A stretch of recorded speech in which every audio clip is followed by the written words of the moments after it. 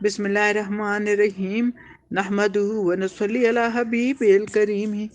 سورہ فاتحہ کے اسماء اس سورت کے متعدد نام ہیں۔ فاتحہ فاتحۃ الکتاب ہے، ام القرآن ہے، سورۃ الکنز ہے، سورۃ القافیہ ہے، سورۃ الوافیہ ہے، شافیہ ہے، شفا ہے، سمی ہے، مسانی ہے، نور ہے، رقیہ ہے، سورہ الحمد ہے، اور سورۃ الدعا ہے، اور تعلیم مسئلہ ہے، اور سورۃ المناجات ہے، سورۃ التفویض ہے، سورۃ السوال ہے، ام الکتاب ہے، فاتحۃ القرآن ہے، سورۃ الصلاۃ ہے۔ سورت میں 7 آیتیں، 27 کلمے، 140 حروف ہیں۔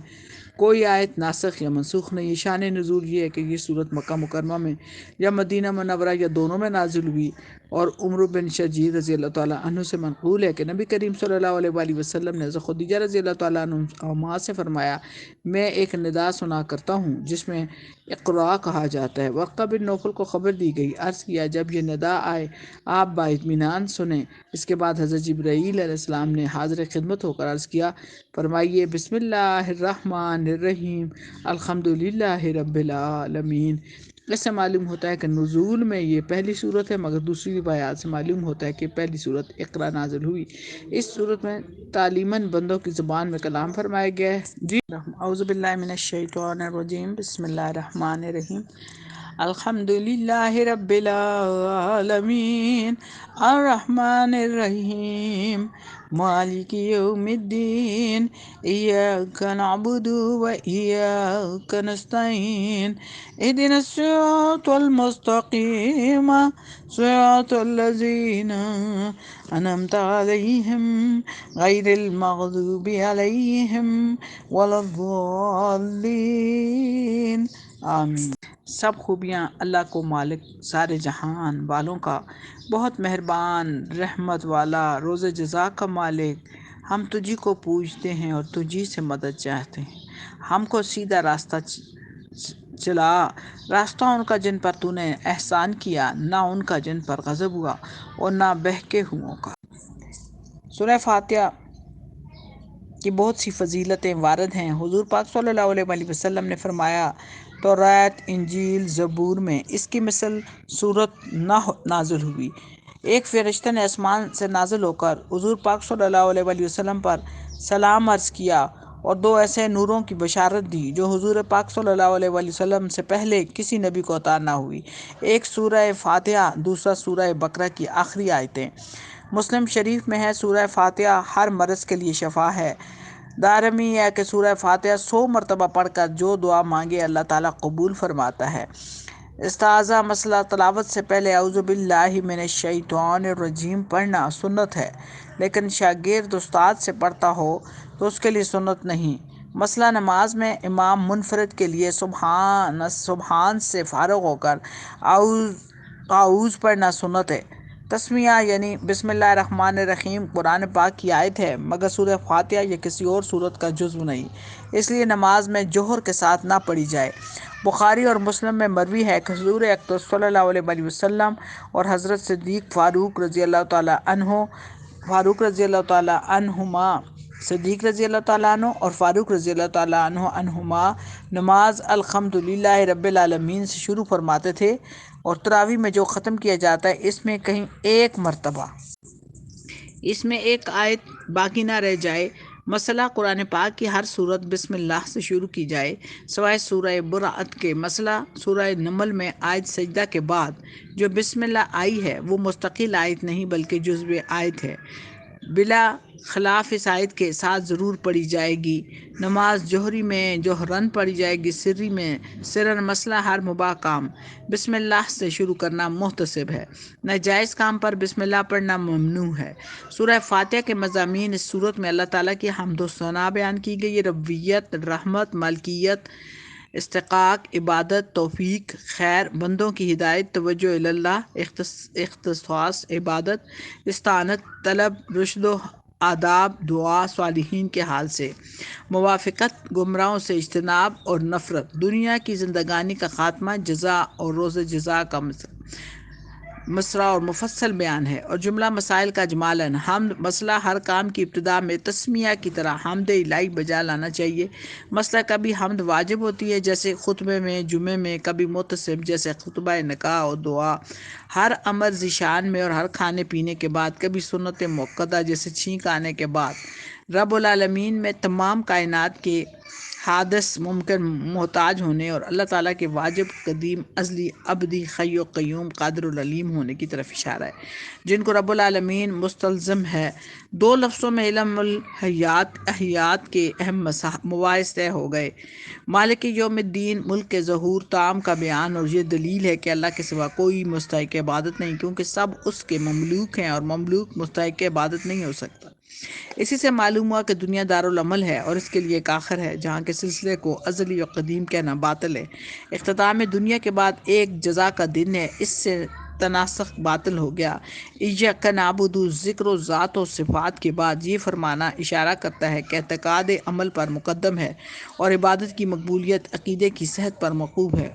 مسئلہ نعبد کے صیغہ جمع سے اور ادا و بجماعت بھی مستفاد ہوتی ہے، اور یہ بھی کہ عوام کی عبادتیں مجوبوں اور مقبولوں کی عبادتوں کے ساتھ درجہ قبول پاتی ہیں۔ مسئلہ اس میں رد شرک بھی ہے کہ اللہ تعالیٰ کے سوا عبادت کسی کے لیے نہیں ہو سکتی۔ وَإِيَّاكَ نَسْتَعِينُ میں یہ تعلیم فرمائی کہ استعانت بھی خواہ بالواسطہ ہو یا بالواسطہ ہو، ہر طرح اللہ تعالیٰ کے ساتھ خاص ہے۔ حقیقی مستعان وہی ہے، باقی آلات ہیں جیسے خدا میں احباب وغیرہ، سب جو ہے وہ انہیں الہی کے مظہر ہیں۔ بندے کو چاہیے کہ اس پر نظر رکھے اور ہر چیز میں دست قدرت کو کارکن دیکھے۔ اس سے یہ سمجھنا کہ اولیاء و انبیاء سے مدد چاہنا شرک ہے، عقیدہ باطلہ ہے، کیونکہ مقربان حقیقی امداد الہی ہے۔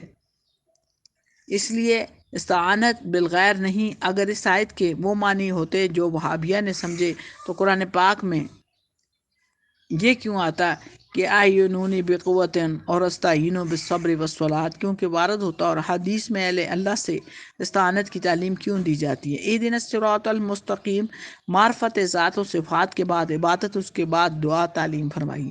اس سے یہ مسئلہ معلوم ہوا کہ بندے کو عبادت کے بعد مشغول دعا ہونا چاہیے۔ حدیث شریف میں بھی نماز کے بعد دعا کی تعلیم فرمائی گئی ہے۔ اور صراط المستقیم سے مراد اسلام یا قرآن یا خلق نبی کریم صلی اللہ علیہ وآلہ وسلم یا حضور پاک صلی اللہ علیہ وآلہ وسلم کے آل و اصحاب ہیں۔ اس سے ثابت ہوتا ہے کہ صراط مستقیم طریق اہل سنت ہے، جو اہل بیت و اصحاب اور سنت و قرآن اور سواد اعظم سب کو مانتے ہیں۔ صراط الذین انعمت علیہم، اس میں ایک تفسیر ہے کہ صراط مستقیم سے طریق مسلمین مراد ہے۔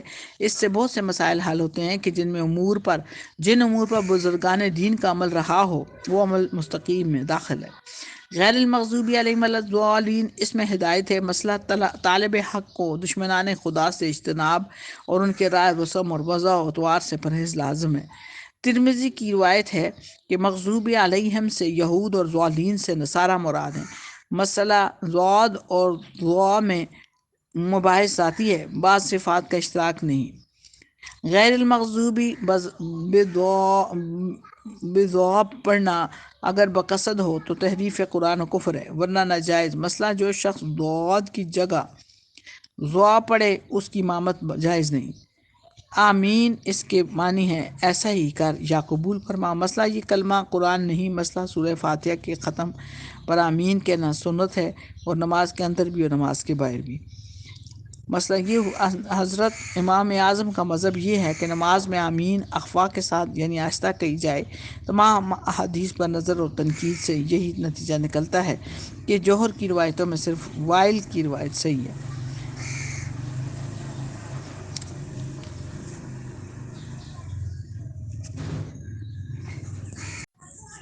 سورہ فاتحہ میں پہلے اللہ تعالیٰ کی حمد و ثنا ہے، پھر صرف اللہ تعالیٰ ہی کی عبادت کا اقرار اور اس کا اظہار ہے کہ ہم اس کے سوا کسی کو اپنا حاجت روا نہیں سمجھتے۔ یہ گویا حلف وفاداری ہے جو انسان اپنے رب کے ساتھ کرتا ہے۔ اس کے بعد پھر ایک اہم دعا ہے جو تمام انسانی مقاصد و ضروریات پر حاوی ہے، اور اس میں بہت سی فوائد اور مسائل ضمنی بھی آئے ہیں۔ ان میں سے چند اہم ہیں۔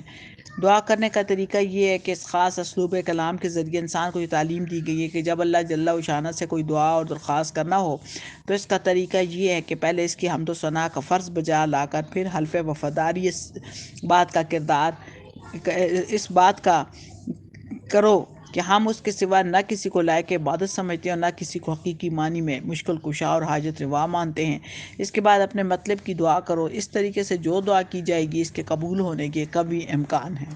جس طریقے سے ہم اپنے ادارے کے کسی ہیڈ کو درخواست دیتے ہیں اور اس میں سب سے پہلے اس کی تعریف لکھتے ہیں، اس کا ادب کرتے ہیں، ہم لکھتے ہیں کہ to the principal, to the head of the department, respected sir, respected madam, سیم یہ اپلیکیشن ہے جو قرآن پاک کے شروع کرنے سے پہلے اللہ پاک نے ہمیں یہ دعا کی صورت میں بتائی ہے اور تعریف اور ثنا کی صورت میں بتائی ہے کہ پہلے احتراماً ہم نے اپنے رب کی تعریف کرنی ہے، پھر ہم نے اس کو حاجت روا سمجھنا ہے اور ہم نے اس سے درخواست کرنی ہے، اور اللہ پاک نے ہمیں خود ہی دعا کا بھی طریقہ بتا دیا اور یہ بھی بتا دیا کہ میرے اور میرے بندے کے درمیان ایاک نعبد و ایاک نستعین ہے، جس میں پہلے اقرار ہے کہ ہم اللہ کے سوا کسی کو اپنا مددگار نہیں سمجھتے اور وہی ہماری مدد کرے گا اور کوئی مدد کرنے کے قابل نہیں ہے۔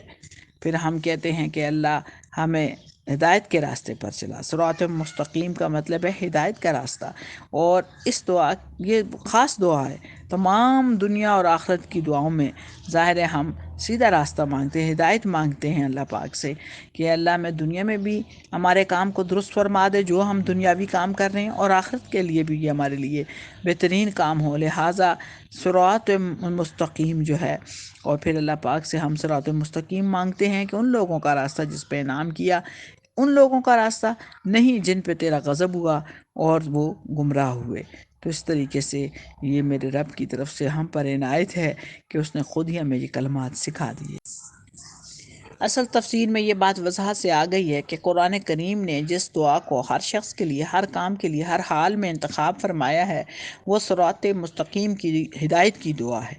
جس طرح آخرت کی کامیابی اس صراط مستقیم پر موقوف ہے جو انسان کو جنت کی طرف لے جائے، اس طرح دنیا کے سارے کاموں میں بھی غور کرو تو کامیابی کا مدار صراط مستقیم ہی ہے۔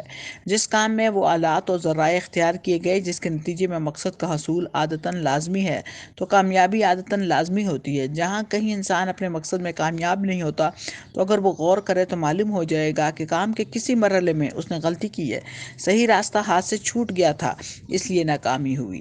اس کا حاصل یہ ہے کہ صراط مستقیم کی ہدایت صرف آخرت اور دین کے کاموں کے ساتھ مخصوص نہیں ہے، دنیا کے سب کاموں کی درستی اور کامیابی بھی اسی پر موقوف ہے۔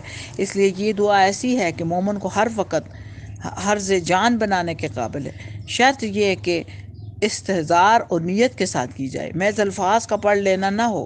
واللہ عالمین۔